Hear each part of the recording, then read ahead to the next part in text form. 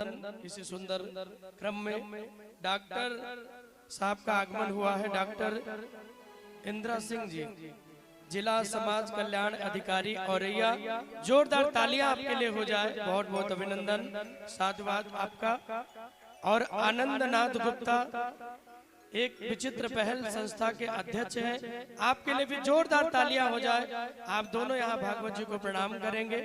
बहुत बहुत अभिनंदन, बहुत बहुत साधुवाद। प्रभु का ये आनंद बना रहे। बहुत बहुत अभिनंदन कृपा भगवान की। तो जोरदार तालियां बजा के आप सब एक बार साधुवाद।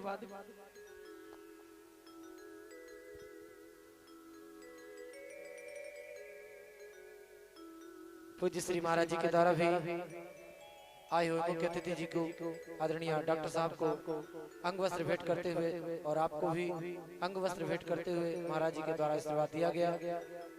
और आपके द्वारा भी महाराज जी को आशीर्वाद, महाराज जी के द्वारा आपको आशीर्वाद दिया गया। जोरदार तालियां हो जाए। बहुत बहुत अभिनंदन, बहुत बहुत धन्यवाद।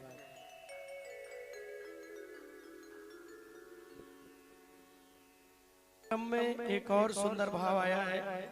श्री अम्बिता जी एनटीपीसी दिव्यापुर HR, एक बार आपके लिए भी जोरदार तालियां बजाएं। और अनीता जी एनटीपीसी दिव्यापुर HR, आप दोनों के बारे में कल चर्चा भी हो रही थी, नरेंद्र जी कर रहे थे। बड़ा आनंद है। जोरदार तालियां आप दोनों के लिए बजाएं।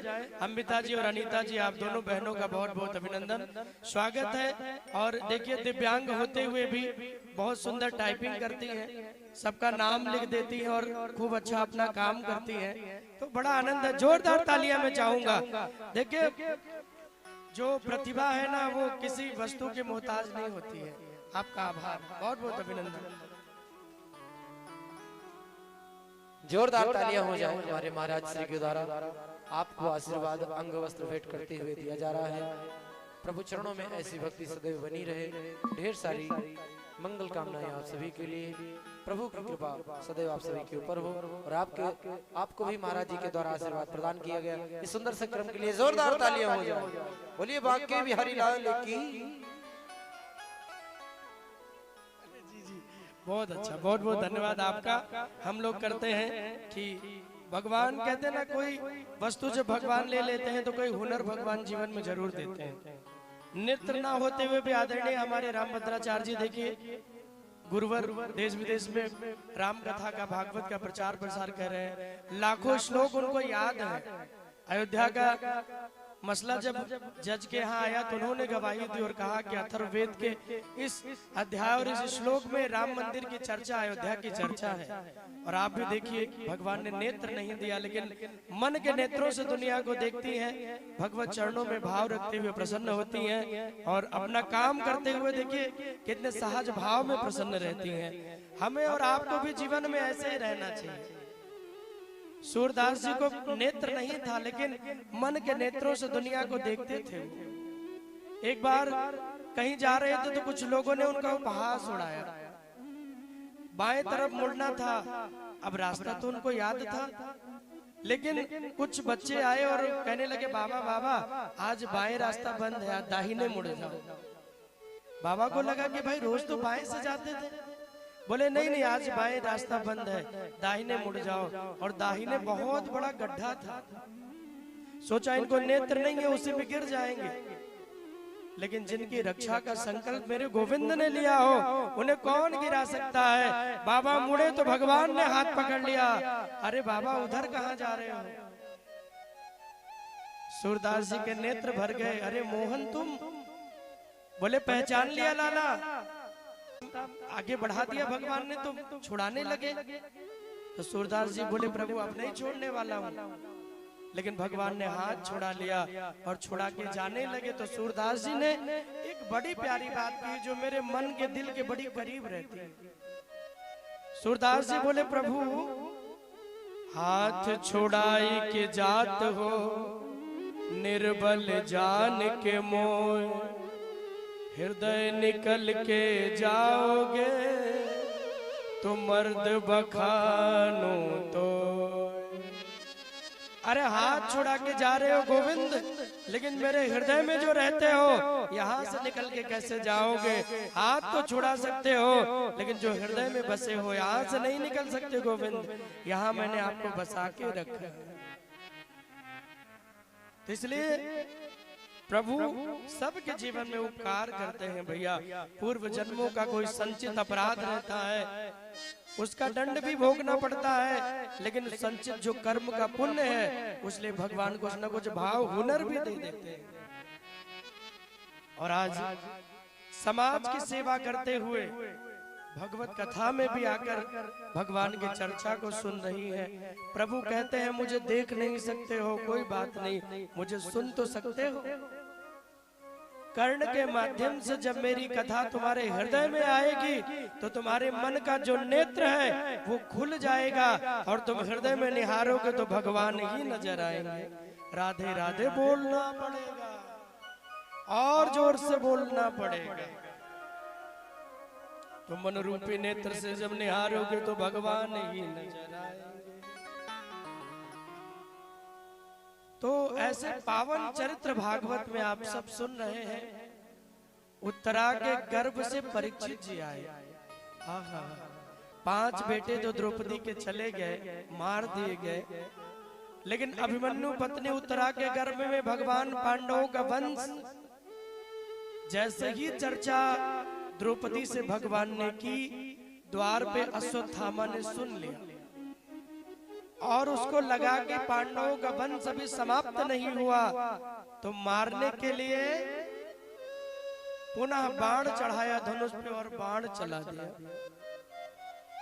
आज वो बाण आकर जब उत्तरा के गर्भ में लगा तो आज उत्तरा ने न पांडवों को बुलाया न दुनिया को बुलाया। जब दुख जीवन में आए तो समाज की ओर नहीं भगवान की ओर जाना चाहिए। उत्तरा जी गोविंद की ओर दौड़ी और बड़े पावन भाव से स्तुति कर रही है भगवान कि पाहि पाहि महायोगिन देव देव जगत्पते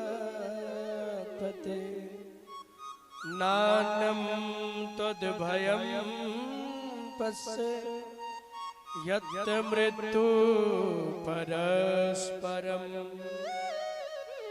आहा, कह रही है प्रभु मृत्यु तो जीवन में सबको आनी है, लेकिन एक मृत्यु है सुमृत्यु और एक मृत्यु है कुमृत्यु। यदि आपका भजन कीर्तन करते हुए आपका नाम लेते हुए और प्राण जीवन से चले जाएं, इसको कहते हैं सुंदर मृत्यु। और व्यभिचार में बुराई में जीवन भर मन लगा रहा, आपका भजन भक्ति नहीं हो पाई थी, कुमृत्यु होती है। मेरे वंश की रक्षा का संकल्प आपने लिया है। उत्तरा के गर्भ में जो बालक पल रहा है उसकी रक्षा आप ही करना गोविंद। भगवान बोले चिंता मत करो, लेकिन वो बाण जब लगा उत्तरा दौड़ पड़ी, प्रभु अब मेरा कोई सहारा नहीं है, अब आप ही मेरे सहारे हो, आप मेरे प्राणों की रक्षा करो प्रभु। भगवान ने कहा उत्तरा क्या हो गया? बोले कोई बाण मेरे गर्भ में लगा है जो मेरे बेटे को मार देना चाहता है। जो बाण मेरे गर्भ में लगा है मेरे पुत्र को समाप्त कर देना चाहता है। ऐसी कृपा करो गोविंद, मेरे पुत्र के प्राणों की रक्षा हो जाए। भगवान बोले कि आज तक तो तुम कह रही थी कि मेरे पति की मृत्यु हो गई तो मैं भी अग्नि में जल जाऊंगी, और आज तुम्हें अपने प्राणों से प्रेम हो गया। देखो भगवान परीक्षा भी बहुत लेते हैं। उत्तरा ने कहा मुझे अपने बच्चे से प्रेम नहीं हुआ, ना अपना नहीं हुआ, ना अपना आपका नाम है उसकी चिंता है। बोले क्यों? बोले लोग कहेंगे जिस वंश की रक्षा के लिए भगवान खड़े थे वो वंश भी समाप्त हो गया, इसलिए मैं रो रही हूँ। आप मेरे प्राण भले मत बचाओ, लेकिन मेरे पुत्र के प्राणों की रक्षा करो। हाँ हाँ, और तब भगवान बड़ा ही छोटा वेश बनाकर उत्तरा के गर्भ में चले गए। बोल भक्त वत्सल भगवान की, बाके बिहारी लाल की जय। बहुत ही छोटा वेश बना के भगवान गर्भ में गए। आप कहोगे कितना? बोले अंगुष्ठभ्याम, अंगूठे के बराबर वेश बना के भगवान गर्भ में चले गए। शुक्ला जी इतना छोटे वेश में भगवान का पूरा अंग प्रत्यंग हो गया। इतने शरीर में पैर हो गए, हाथ हो गए, आंखें हो गई, नेत्र हो गया, सब हो गया भगवान। उत्तरा के गर्भ में गए, अपनी गदा को घुमाकर मरे हुए परीक्षित के प्राणों की रक्षा भगवान ने की। और मां के गर्भ में परीक्षित को चतुर्भुज नारायण का भगवान ने दर्शन दिया। अब बताइए, परीक्षित के जैसा भाग्यशाली कौन होगा दुनिया में, मां के गर्भ में जिनको भगवान का दर्शन हो रहा है। बताओ, किसी के जीवन में भगवान नहीं आते और जीवन से पहले गर्भ में ही मां के दर्शन हो रहा है। ब्रह्मा ने कहा कि उत्तरा जी के भाग्य की कितनी सराहना की जाए। जो आनंद देवकी को नहीं मिला, जो आनंद माता यशोदा को नहीं मिला, उनके गर्भ में भगवान नहीं गए। प्रकट हो गए भगवान, लेकिन गर्भ में नहीं गए। तो उत्तरा के गर्भ में क्यों गए? बोले जब जब भक्त के जीवन में कोई संकट आता है, भगवान अपना नियम तोड़ देते हैं। किसके लिए? बोले अपने भक्त के लिए। कि प्रबल प्रेम के पाले पड़कर प्रभु को नियम बदलते देखा, मेरा मान भले टल जाए पर भक्त का मान न टलते देखा। अपने मान को भगवान भूल जाते हैं, लेकिन भक्त का कोई अपमान करे तो उसे नहीं भूलते भगवान। गोविंद ने कहा कि देखो देखो, आज मेरे भक्त के जीवन में संकट आया तो उसके प्राणों की रक्षा के लिए भगवान चले आए। उत्तरा के गर्भ में आकर परीक्षित के जीवन को भगवान ने बचाया और जीवन देकर परीक्षित को भगवान बाहर आ गए। प्रभु को लगा कि किसी ने इस लीला को देखा नहीं होगा, लेकिन कोई और देखे ना देखे, कुंती बुआ ने इस लीला को देख लिया। और जैसे ही भगवान रथ में बैठ के जाने के लिए तैयार हुए, कुंती जी रोते रोते आई और भगवान के पांव को पकड़ लिया। प्रभु बोले क्या हुआ बुआ, अब क्या हो गया, अब क्या कारण हो गया, अब मुझे जाने देना क्यों नहीं चाहती हो? कुंती जी बोल पड़ी, प्रभु आप कौन हो, ये तो आज मैंने देखा। कुंती से भगवान बोले क्यों, आप नहीं जानती थी कि मैं आपका भतीजा हूँ और आप मेरी बुआ हो? बोले जानते थे प्रभु, लेकिन आज मैंने आपको भतीजा नहीं, साक्षात नारायणो भवा, आज तो नारायण के रूप में मैंने आपको देखा। आज को साक्षात नारायण के रूप में मुझे दर्शन हो रहा है। भगवान बोले बुआ मुझे भगवान क्यों बना रही हो? आप मुझे भगवान बनाना क्यों चाहती हो, क्यों भगवान बना रही हो? अरे मैं तो आपका भतीजा हूं, मैं भगवान नहीं हूं। कुंती ने कहा नहीं प्रभु, जो आज आपने किया है वो मैंने देख लिया, आप भगवान हैं। बार बार कहते रहे प्रभु, कुंती जी नहीं मानी। और तब भगवान ने कहा चलो जब तुमने भगवान मान लिया है तो एक काम करो, कोई वरदान मांग लो। जब आपने भगवान मान लिया तो कोई वरदान मांगो। और तब कुंती ने भगवान से मांगा, और वो मांगा जो कोई नहीं मांगता है। विपदा सन्तु न सस्वत तत्र तत्र जगद्गुरो भवतो दर्शनम यत्स्या आपुनर्भव दर्शनम। बार बार कहा विपदा सन्तु न सस्वत, प्रभु मुझे ऐसा दुख दे दो जिस दुख से जीवन में कभी छुटकारा न मिले। क्या हमने आपने कभी भगवान से दुख मांगा? जोर से बोलिए हाँ या ना, बोलिए मांगा। हम तो सुख मांगते, हम तो धन मांगते हैं, हम तो रात दिन परिवार वैभव मकान दुकान के चक्कर में है। प्रभु ये बन जाए, प्रभु ये मिल जाए, प्रभु ये मिल जाए, हम तो यही मांगते रहते। कुंती ने कहा प्रभु मुझे दुख दे दो। भगवान ने कहा बुआ दुख क्यों चाहती हो?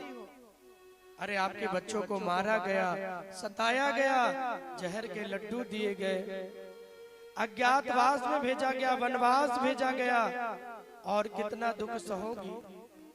आज तुम्हारे बच्चों को राज्य मिला है, आप दुख क्यों मांग रही हो? भगवान ने कहा अच्छा अच्छा बुआ, कहीं ऐसा तो नहीं कि तुम मांगना सुख चाहती हो और निकल दुख रहा हो? फिर परीक्षा लिया भगवान ने। कुंती ने कहा नहीं, मुझे दुख चाहिए। भगवान ने कहा दुख क्यों चाहिए? कुंती ने कहा मुझे वो सुख नहीं चाहिए जिस सुख में आपकी याद चली जाए, मुझे वो दुख दे दो जिसमें मैं आपको याद करती रहूं, आपका नाम लेती रहूं। राधे राधे बोलना पड़ेगा, जोर से बोलना पड़ेगा।